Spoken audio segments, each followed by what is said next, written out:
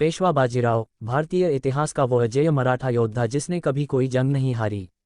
बाजीराव का परिचय। पेशवा बाजीराव का जन्म 18 अगस्त सन 1700 को एक भट्ट परिवार में पिता बालाजी विश्वनाथ और माता राधाबाई के घर में हुआ था। उनके पिताजी छत्रपति शाहू के प्रथम पेशवा थे। बाजीराव का एक छोटा भाई भी था, चिमाजी अप्पा। बाजीराव अपने पिताजी के साथ हमेशा सैन्य अभियानों में जाया करते थे। पेशवा बाजीराव की पहली पत्नी का नाम काशीबाई था, जिसके 3 पुत्र थे, बालाजी बाजीराव, रघुनाथ राव, जिसकी बचपन में भी मृत्यु हो गई थी। पेशवा बाजीराव की दूसरी पत्नी का नाम था मस्तानी, जो छत्रसाल के राजा की बेटी थी। बाजीराव उनसे बहुत अधिक प्रेम करते थे और उनके लिए पुणे के पास एक महल भी बाजीराव ने बनवाया, जिसका नाम उन्होंने मस्तानी महल रखा। सन 1734 में बाजीराव और मस्तानी का एक पुत्र हुआ, जिसका नाम कृष्णा राव रखा गया था। पेशवा बाजीराव, जिन्हें बाजीराव प्रथम भी कहा जाता है, मराठा साम्राज्य के एक महान पेशवा थे। पेशवा का अर्थ होता है प्रधानमंत्री। वे मराठा छत्रपति राजा शाहू के चौथे प्रधानमंत्री थे। बाजीराव ने अपना प्रधानमंत्री का पद सन 1720 से अपनी मृत्यु तक संभाला। उनको बाजीराव बलाल भट्ट और थोरल बाजीराव के नाम से भी जाना जाता है। इतिहास के अनुसार बाजीराव घुड़सवारी करते हुए लड़ने में सबसे माहिर थे और यह माना जाता है कि उनसे अच्छा घुड़सवार सैनिक भारत में आज तक देखा नहीं गया। उनके 4 घोड़े थे, नीला, गंगा, सारंगा और औलख। उनकी देखभाल वे स्वयं करते थे। बाजीराव 6 फुट ऊंचे थे, उनके हाथ भी लंबे थे। बलिष्ठ, तेजस्वी, कांतिवान, तांबई रंग की त्वचा उनके व्यक्तित्व में 4 चांद लगाती थी। न्यायप्रिय बाजीराव को सफ़ेद या हल्के रंग के वस्त्र पसंद थे। पूरी सेना को वे सख्त अनुशासन में रखते थे। अपने भाषण से वे सेना में जोश भर देते थे। मराठा साम्राज्य के पेशवा। सन 1720 में उनके पिता विश्वनाथ की मृत्यु हो गई। उसके बाद बाजीराव को 20 साल की आयु में पेशवा के पद पर नियोजित किया गया। बाजीराव के पेशवा पद पर आते ही छत्रपति शाहू नाम मात्र के ही शासक बन गए और खासकर सतारा स्थित उनके आवास तक ही सीमित रह गए। मराठा साम्राज्य कू के नाम पर तो चल रहा था, पर असली ताकत पेशवा बाजीराव के हाथ में ही थी। महाराणा प्रताप और शिवाजी के बाद बाजीराव पेशवा का ही नाम आता है, जिन्होंने मुगलों से लंबे समय तक लोहा लिया। बाजीराव बलाल भट्ट एक महान योद्धा थे। निजाम, मोहम्मद बंगश से लेकर मुगलों और पुर्तगालियों तक को कई बार शिकस्त देने वाले बाजीराव के समय में महाराष्ट्र, गुजरात, मालवा, बुंदेलखंड सहित 70 से 80% भारत पर उनका कब्जा था। इतिहास में ऐसे कई वीर हुए हैं जिन्होंने मुगलों को दिल्ली तक ही समेट दिया था। उनमें से एक थे बाजीराव। हालांकि आरोप है कि भारत के ऐसे वीरों को आज़ादी के बाद के शिक्षा मंत्रियों और वामपंथी इतिहासकारों ने बड़ी चालाकी से इतिहास से हटाकर मुगल इतिहास को महिमामंडित किया। बाजीराव ने शिवाजी के नाती शाहूजी महाराज को गद्दी पर बैठाकर बिना उसे चुनौती दिए पूरे देश में उनकी ताकत का लोहा मनवाया था। देश में पहली बार हिंदू पद पादशाही का सिद्धांत भी बाजीराव प्रथम ने दिया था।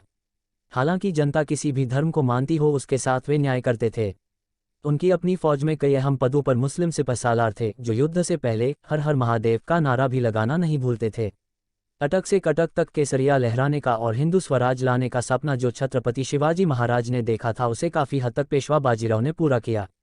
होलकर, सिंधिया, पवार, शिंदे, गायकवाड़ जैसी ताकतें जो बाद में अस्तित्व में आईं, वे सब पेशवा बाजीराव बलाल भट्ट की देन थीं।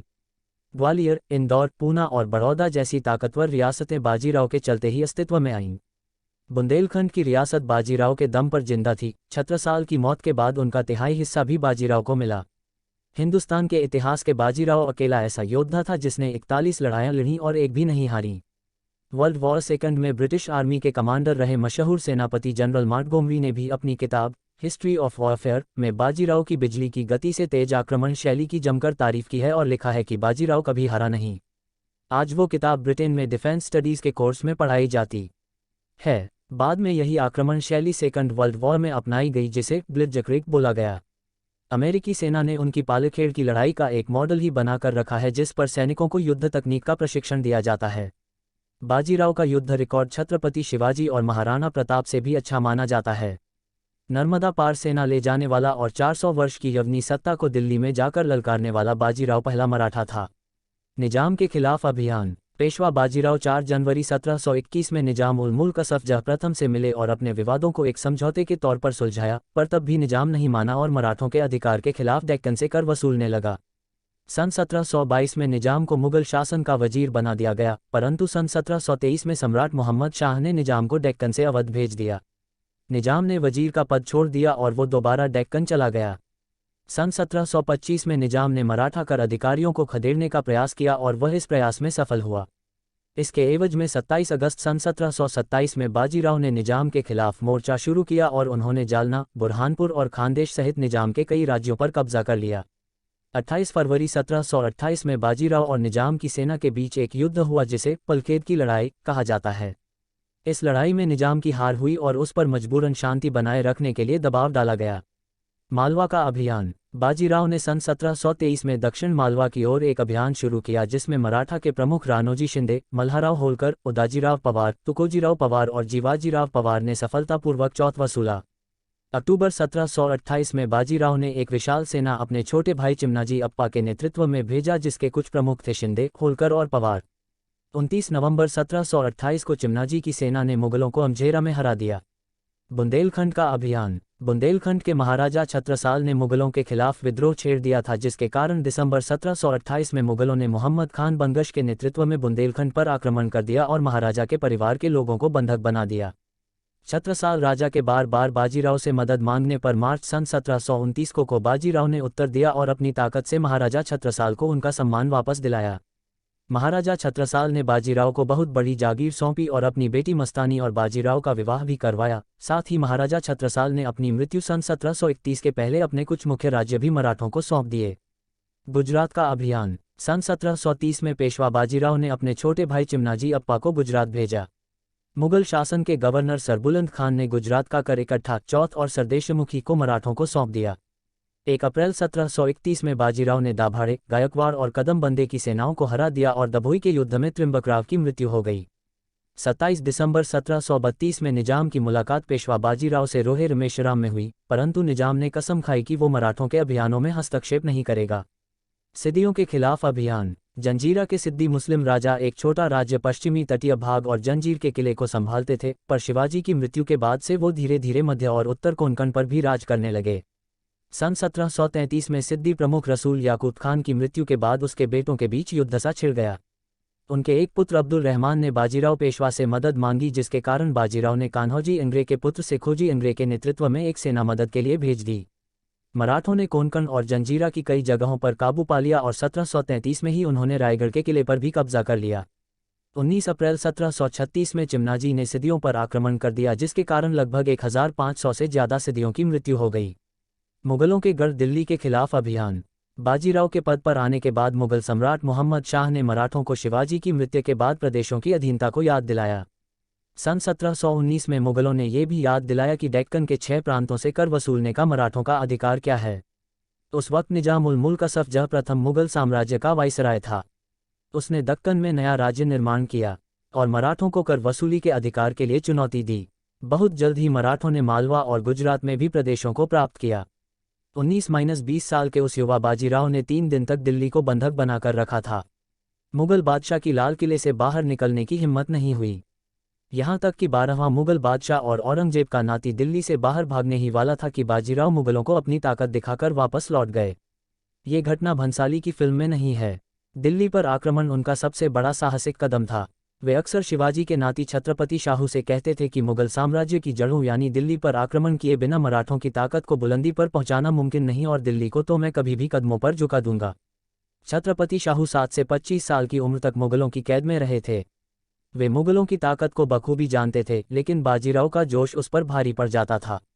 धीरे धीरे उन्होंने महाराष्ट्र को ही नहीं, पूरे पश्चिम भारत को मुगल आधिपत्य से मुक्त कर दिया था। फिर उन्होंने दक्कन का रुख किया। दक्कन में निजाम, जो मुगल बादशाह से बगावत कर चुका था, एक बड़ी ताकत था। कम सेना होने के बावजूद बाजीराव ने उसे कई युद्धों में हराया और कई शर्तें थोपने के साथ उसे अपने प्रभाव में लिया था। इधर उन्होंने बुंदेलखंड में मुगल सिपहसालार मोहम्मद बनगश को हराया। कई बार पेशवा से मात खा चुके मुगलों का हौसला कमजोर हो चुका था। 1728 से 1735 के बीच पेशवा ने कई जंगें लड़ीं, पूरा मालवा और गुजरात उनके कब्जे में आ गया। बनगश, निजाम जैसे कई बड़े सिपहसालार पस्त हो चुके थे। इधर दिल्ली का दरबार ताकतवर सैयद बंधुओं को ठिकाने लगा चुका था और निजाम पहले ही विद्रोही हो चुका था। औरंगजेब के वंशज और 12वें मुगल बादशाह मोहम्मद शाह को रंगीला कहा जाता था। जंग लड़ने की उसकी आदत में जंग लगा हुआ था। कई मुगल सिपहसालार विद्रोह कर रहे थे। उसने बनगश को हटाकर जयसिंह को भेजा जिसने बाजीराव से हारने के बाद उनको मालवा से चौथ वसूलने का अधिकार दिलवा दिया। मुगल बादशाह ने बाजीराव को डिप्टी गवर्नर भी बनवा दिया। लेकिन बाजीराव का बचपन का सपना मुगल बादशाह को अपनी ताकत का परिचय करवाने का था। वो एक प्रांत का डिप्टी गवर्नर बनके या बनगश और निजाम जैसे सिपह सालारों को हराने से कैसे पूरा होता। दिल्ली पर आक्रमण। उन्होंने 12 नवंबर 1736 को पुणे से दिल्ली मार्च शुरू किया। मुगल बादशाह ने आगरा के गवर्नर सादात खां को उनसे निपटने का जिम्मा सौंपा। मल्हाराव होलकर और पिलाजी जाधव की सेनाएं यमुना पार करके दोआब में आ गईं। मराठों से खौफ में था सादात खां, उसने 1.5 लाख की सेना जुटा ली। मराठों के पास तो कभी भी एक मोर्चे पर इतनी सेना नहीं रही थी, लेकिन उनकी रणनीति के चलते मल्हाराव होलकर ने रणनीति अनुसार मैदान छोड़ दिया। सादात खां ने इसे मराठों का डरना समझा और उसने डींगे मारते हुए अपनी जीत का सारा विवरण मुगल बादशाह को पहुंचा दिया और खुद सेना लेकर मथुरा की तरफ चला गया। बस उसी वक्त बाजीराव ने सादात खां और मुगल दरबार को सबक सिखाने की सोची। उस वक्त देश में कोई भी ऐसी ताकत नहीं थी जो सीधे दिल्ली पर आक्रमण करने का ख्वाब भी दिल में ला सके। मुगलों का और खासकर दिल्ली दरबार का खौफ सबके सिर चढ़कर बोलता था, लेकिन बाजीराव को पता था कि ये खौफ तभी हटेगा जब दिल्ली पर हमला होगा। सारी मुगल सेना आगरा मथुरा में अटक गई और बाजीराव दिल्ली तक चढ़ आया। आज जहां तालकटोरा स्टेडियम है, वहां बाजीराव ने डेरा डाल दिया। 10 दिन की दूरी बाजीराव ने केवल 500 घोड़ों के साथ 48 घंटे में पूरी की, बिना रुके बिना थके। देश के इतिहास में ये अब तक 2 आक्रमण ही सबसे तेज माने गए हैं। एक अकबर का फतेहपुर से गुजरात के विद्रोह को दबाने के लिए 9 दिन के अंदर वापस गुजरात जाकर हमला करना, और दूसरा बाजीराव का दिल्ली पर हमला। बाजीराव ने तालकटोरा में अपनी सेना का कैंप डाल दिया। केवल 500 घोड़े थे उसके पास। मुगल बादशाह मोहम्मद शाह रंगीला बाजीराव को लाल किले के इतना करीब देखकर घबरा गया। उसने खुद को लाल किले के अंदर सुरक्षित इलाके में कैद कर लिया और मीर हसन कोका की अगुवाई में 8 से 10 हजार सैनिकों की टोली बाजीराव से निपटने के लिए भेजी। बाजीराव के 500 लड़ाकों ने उस सेना को बुरी तरह शिकस्त दी। ये 28 मार्च 1737 का दिन था, मराठा ताकत के लिए सबसे बड़ा दिन। कितना आसान था बाजीराव के लिए लाल किले में घुसकर दिल्ली पर कब्जा कर लेना, लेकिन बाजीराव की जान तो पुणे में बसती थी, महाराष्ट्र में बसती थी। वो 3 दिन तक वहीं रुका। एक बार तो मुगल बादशाह ने योजना बना ली थी कि लाल किले के गुप्त रास्ते से भागकर अवध चला जाए, लेकिन बाजीराव बस मुगलों को अपनी ताकत का एहसास दिलाना चाहता था। वो 3 दिन तक वहीं डेरा डाले रहा। पूरी दिल्ली एक तरह से मराठों के रहमो करम पर थी। उसके बाद बाजीराव वापस लौट गया। अपनी इज्जत गंवा चुके मुगल बादशाह रंगीला ने निजाम से मदद मांगी। निजाम दक्कन से निकल पड़ा। इधर से बाजीराव और उधर से निजाम दोनों मध्य प्रदेश के सिरोंजी में मिले।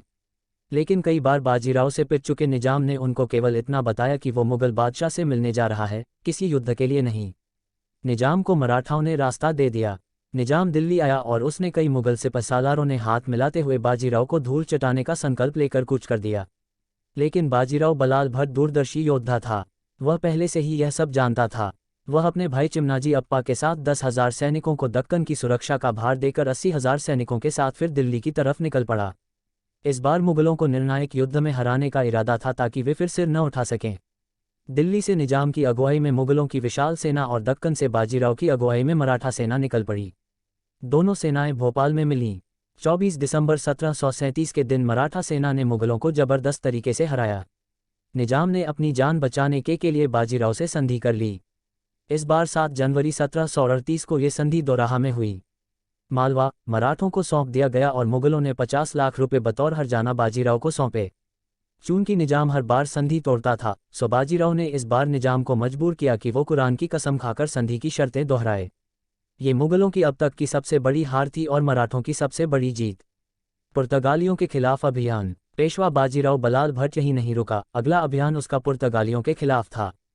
कई युद्धों में उन्हें हराकर उनको अपनी सत्ता मानने पर उसने मजबूर किया। पुर्तगालियों ने कई पश्चिमी तटों पर कब्जा कर लिया था।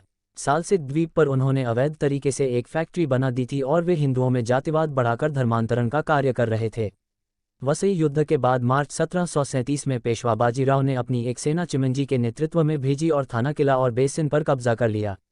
बाजीराव की मृत्यु। कहा जाता है कि बाजीराव पेशवा की मृत्यु 28 अप्रैल 1740 को 39 वर्ष की आयु में दिल का दौरा पड़ने से हुई थी। उस समय वे इंदौर के पास खरगोन शहर में रुके थे। कुछ इतिहासकार कहते हैं कि बाजीराव का निधन मालवा में ही नर्मदा किनारे रावेरखेड़ी में लू लगने के कारण हुआ था।